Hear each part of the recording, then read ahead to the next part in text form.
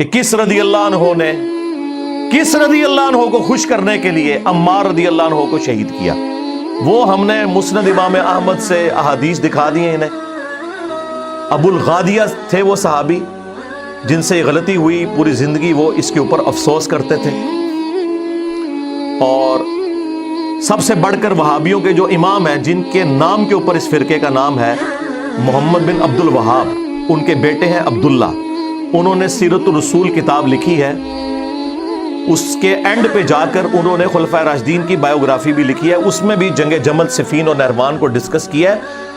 اور جو باتیں میں قرآن و سنت کی روشنی میں کرتا ہوں، اس سے زیادہ سخت باتیں اس میں لکھی ہوئی ہیں. اس میں انہوں نے ان کے ماموں کے حوالے سے بھی وہ مسند احمد کی حدیث نقل کر دی ہے کہ جب ان کے ماموں کو آ کر حضرت عمر بن عاص نے بتایا کہ عمار قتل ہو گئے، اور رسول اللہ نے فرمایا تھا صلی اللہ علیہ وآلہ وسلم کہ عمار کو ایک باغی جماعت قتل کرے گی، تو ماموں نے توبہ کرنے کی بجائے کہا کہ تم اپنے ہی پیشاب میں پھسلتے ہو، یعنی لوگوں کو یہ بات بتاؤ گے تو ہماری حقیقت ماموں پارٹی کی کھل جائے گی. ہم نے انہیں قتل کیا ہے، ان کو تو علی اور اس کے ساتھیوں نے قتل کیا کہ نہ وہ لا کے ہمارے نیزوں کے آگے پھینکتے اور نہ عمار قتل ہوتا. دیکھیں، جب انسان حق سے اناد کرے تو اس کا گیئر کیسا الٹا لگتا ہے کہ وہ واضح احادیث کی تعریف کرتا ہے. آج تک تو یہ کہتے تھے کہ حنفی حدیثوں کو نہیں مانتے. یہ ماموں پارٹی کے جو سربراہ ہیں نا، وہ بھی احادیث کے ساتھ اسی طرح کا مذاق اڑایا کرتے تھے. اب یہ بات جب مولا علی علیہ السلام تک پہنچی تو مولا علی نے کہا کہ ٹھیک ہے. مولا علی نے پھر ماموں کو پھکی دی اور کہا کہ اگر یہی مطلب ہے نا اس بات کا، تو کیا یہ کہنا چاہتا ہے یہ کہ حمزہ کے قاتل رسول اللہ تھے کہ نہ احد میں لے کے آتے اور نہ حمزہ قتل ہوتا؟ جو شخص کسی کی حمایت میں آتا ہے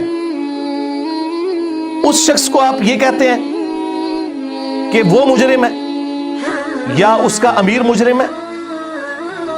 لیکن جب انسان نے حق سے اناد کرنا ہو تو پھر یہی کچھ ہوتا ہے. تو یہ اپنی حرکتوں سے آئے دن بتاتے ہیں کہ ہم اسی ماموں کے ماننے والے ہیں اور اسی ماموں کے دفاع کے لیے ہم یہ ساری کوششیں کر رہے ہیں. لیکن وہ دفاع تو ہونا کوئی نہیں ہے. ان 1200 سال میں شیعان علی کے اوپر جو ظلم ہوئے اور جس طریقے سے ان کا استحصال کیا گیا، ان 12 سالوں کے اندر پوری ماموں پارٹی کی مٹی پلید ہو گئی ہے قرآن، بخاری اور مسلم کی روشنی میں. نہ تو ہم ان غالی شیعہ رافضیوں کے ساتھ ہیں جو صحابہ کرام کے اوپر لعن طعن کرتے ہیں، اور نہ ان ناصبیوں کے ساتھ ہیں جو ماموں کے دفاع میں قرآن، بخاری، مسلم کا انکار کرتے ہیں اور اپنی آخرت کو برباد کرتے ہیں. اہل سنت کا منہج یہ ہے کہ ہم قرآن و سنت کے دلائل کی روشنی میں جو کچھ ہمارے نبی نے فرمایا صلی اللہ علیہ وآلہ وسلم، ہم اس پہ ایمان رکھتے ہیں.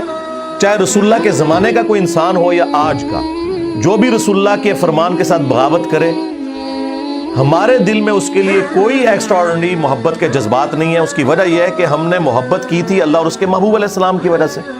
جو اللہ اور اس کے رسول کے ساتھ غداری کرے، بغاوت کرے، صرف اتنا ہی کافی ہے کہ ہم اس کا نام احترام سے لے لیں. That's all. سیدھی سی بات. اور یہ پروفیسیز ہیں رسول اللہ کی صلی اللہ علیہ وآلہ وسلم. میں نے امام بخاری، امام مسلم سے گن پوائنٹ پہ یہ چیزیں نہیں لکھوائی ہیں.